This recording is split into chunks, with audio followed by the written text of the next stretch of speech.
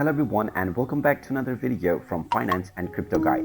In this video, I'm going to show you how to log into your Walsall Council Tax account. So let's get started right away. First of all, open up your web browser and then in the address bar type in go.walsall.gov.uk/council-tax. Then press enter and you will be taken into the Council Tax Department website.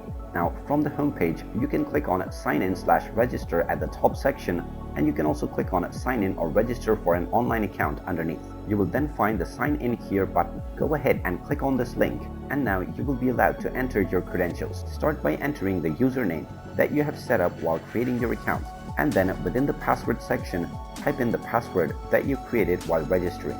In case you have forgotten your username or password, you can find the forgot username and the forgot password button right underneath the username and password box. After entering both your credentials, click on the sign in button and you will be signed in to your Walsall Tax Council website account right away.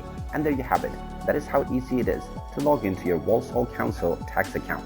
If you find this video helpful, make sure you hit that like button and subscribe to our channel if you haven't done so already. Also ring that notification bell to never miss another update from us. Thank you for watching and I will see you again in the next video.